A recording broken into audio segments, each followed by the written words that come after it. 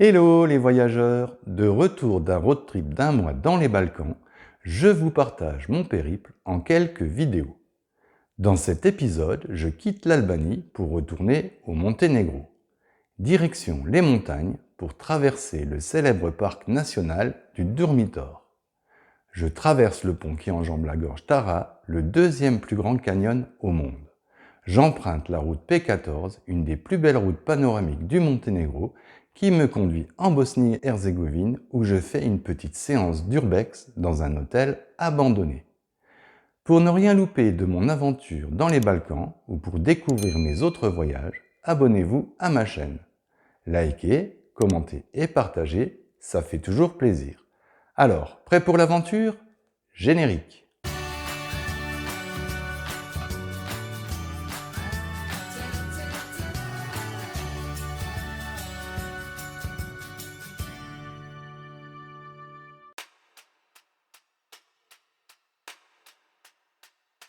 Je quitte l'Albanie pour retourner au Monténégro.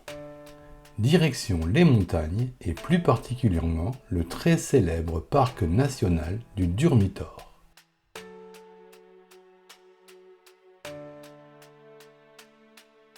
Plutôt que de prendre l'autoroute, j'emprunte l'ancienne route panoramique.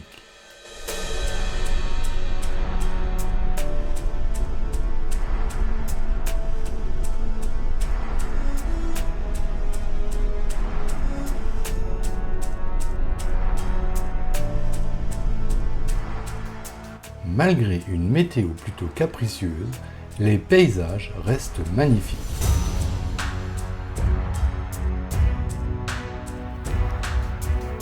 Après une petite randonnée en forêt, j'arrive au bord d'une falaise et je suis récompensé par une vue magnifique sur la vallée.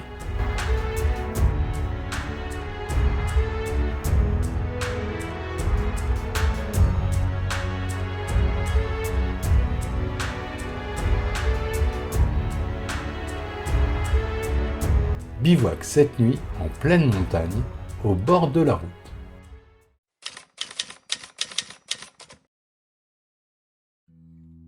Il fait beau mais froid, 6 degrés ce matin au réveil. Je reprends la route mais au bout de quelques kilomètres, la voie est coupée par des travaux. Je suis obligé de faire un gros détour pour rejoindre le pont sur la rivière Tara.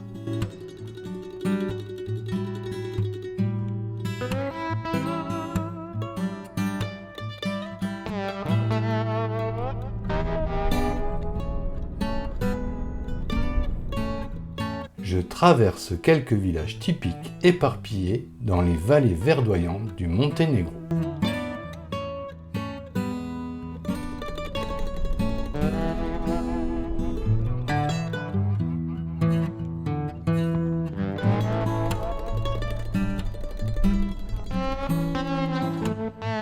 Les vaches monténégrines sont aussi curieuses que les vaches françaises. Dès qu'on prend un peu d'altitude, les paysages sont grandioses. L'ancienne route est submergée. Heureusement, un nouveau pont me permet de traverser la rivière. Après des heures de conduite, je traverse enfin le fameux pont qui enjambe la rivière Tara. Construit entre 1937 et 1940, il est long de 365 mètres. Le tablier du pont culmine à 172 mètres au-dessus de la rivière et permet de relier les deux rives d'un canyon impressionnant. Ce vieux pont en béton est plutôt étroit et l'emprunter est carrément flippant. Traverser ce pont est l'une des attractions touristiques les plus prisées au Monténégro. Avec ses 1300 mètres de profondeur, la gorge de Tara est le deuxième plus grand canyon au monde après le Grand Canyon d'Arizona aux États-Unis.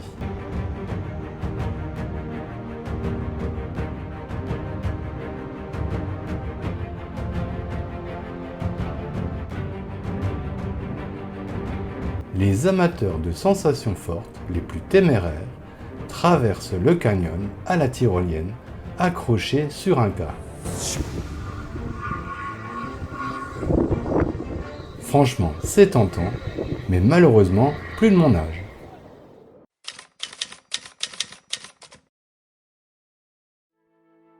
Je reprends les petites routes de montagne en direction du lac du Diable. Et je traverse le Durmitor, un parc national inscrit au patrimoine mondial de l'UNESCO depuis les années 80.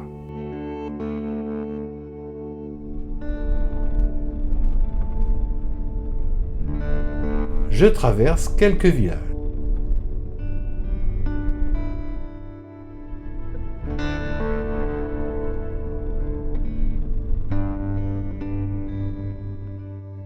Malheureusement, la météo n'est pas de la partie et il commence à pleuvoir.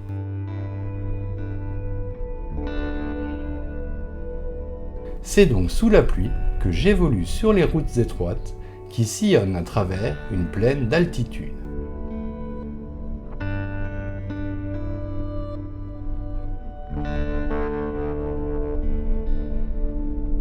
Malgré la pluie, les paysages restent grandioses.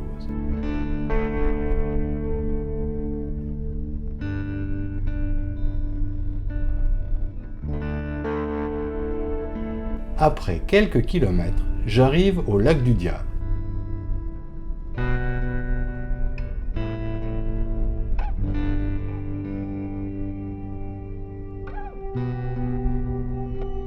Malgré des recherches sur le net, je ne sais toujours pas pourquoi ce lac s'appelle le lac du Diable. Si quelqu'un sait, qu'il me le dise dans les commentaires, merci d'avance.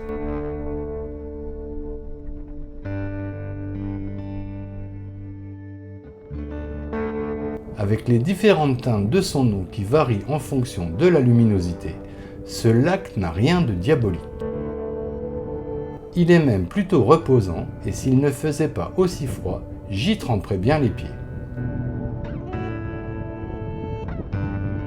J'aurais bien aimé aussi survoler le site en drone, mais il y a beaucoup trop de vent. Dommage, ça aurait fait de belles images.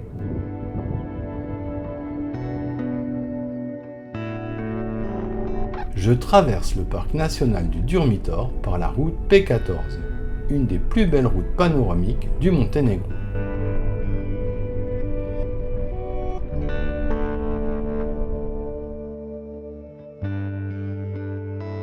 Mais comme il pleut à verse, le panorama supposé grandiose est malheureusement bouché.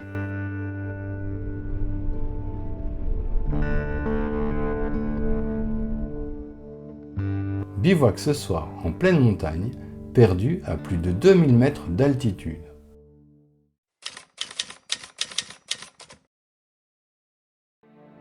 On est le 20 mai, mais j'ai passé une nuit glaciale. J'ai même dû allumer mon chauffage tellement il faisait froid. Enfin bref, ce matin, la pluie tombe toujours sans interruption et d'après les prévisions météo, ça ne va pas s'arranger les prochains jours. Ils annoncent même de la neige.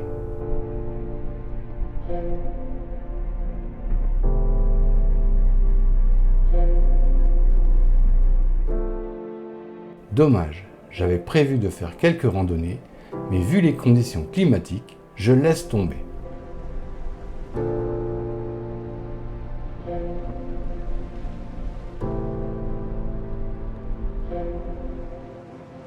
Je décide de quitter les hauts plateaux pour redescendre dans la vallée.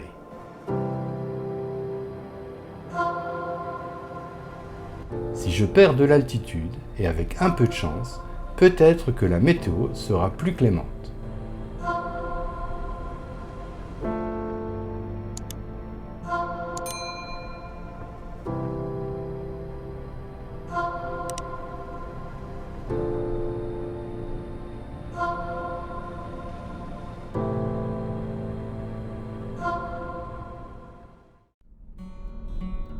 Je redescends dans la vallée pour retrouver la route principale qui longe le canyon de la rivière Tara.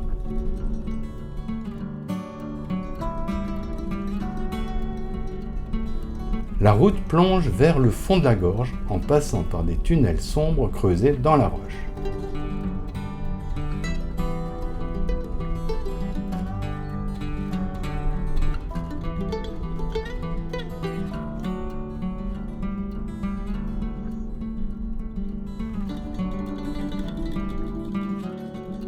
Bon allez, on accélère un peu.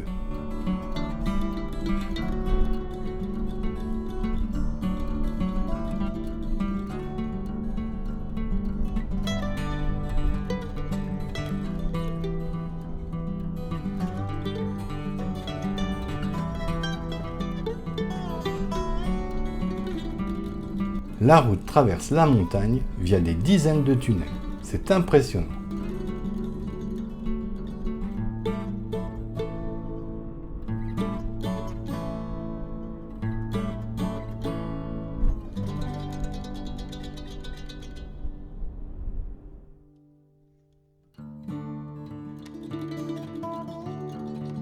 Vue sur le réservoir artificiel de Sako.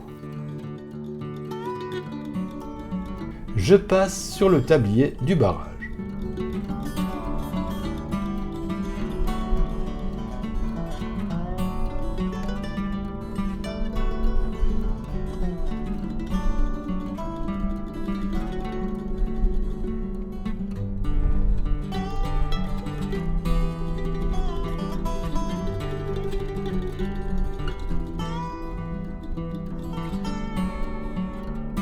Pour info, j'ai compté les tunnels.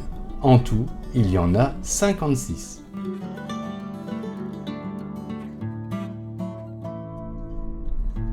Comme les conditions météo ne sont toujours pas terribles, j'écourte mon séjour au Monténégro pour aller en Bosnie-Herzégovine.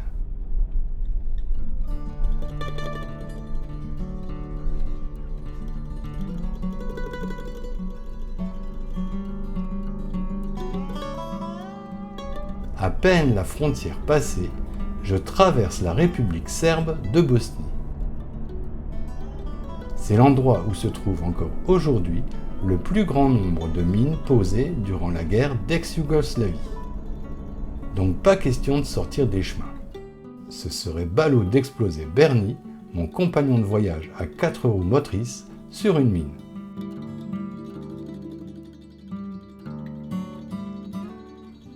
Pause déjeuner sur le parking d'un hôtel abandonné. Après un repas vite fait bien fait, je pars découvrir les lieux. Les inscriptions sont en cyrillique et je n'ai pas la moindre idée de ce qu'elles veulent dire.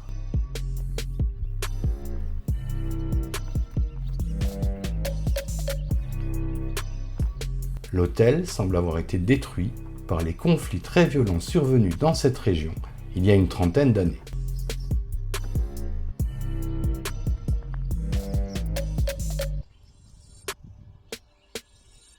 Petit rappel historique. La guerre de Bosnie-Herzégovine est liée à l'éclatement de la Yougoslavie. Elle a débuté en 1992 avec la proclamation d'indépendance du pays.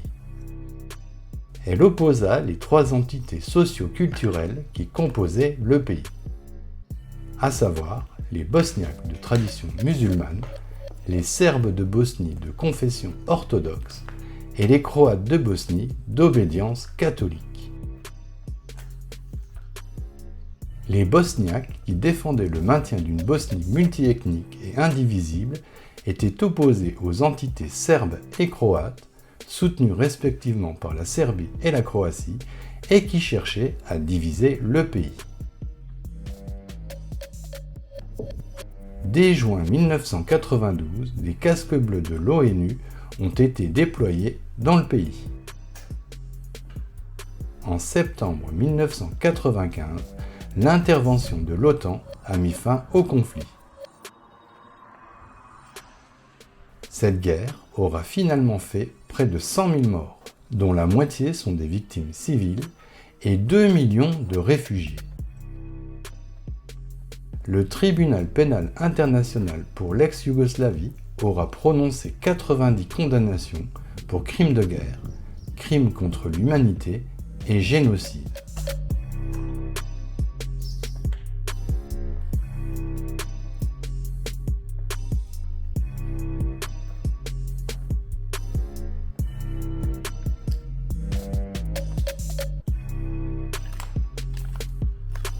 Ce devait être, à l'époque, un hôtel relativement luxueux.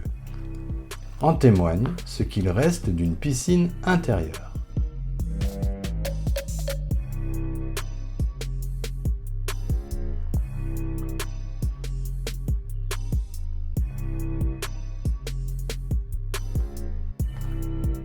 Là, c'était très certainement des douches et des spas.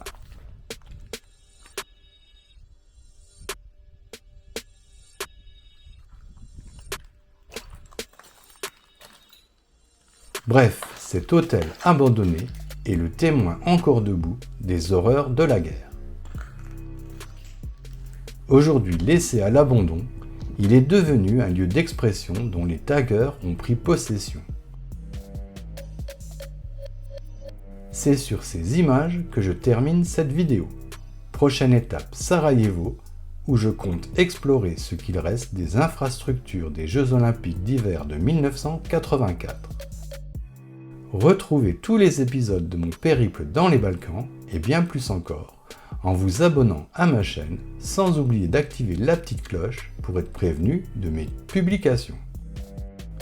Alors, en attendant de vous retrouver pour de nouvelles aventures, likez, commentez et partagez cette vidéo. Et surtout, n'oubliez pas, le monde appartient à ceux qui le parcourent.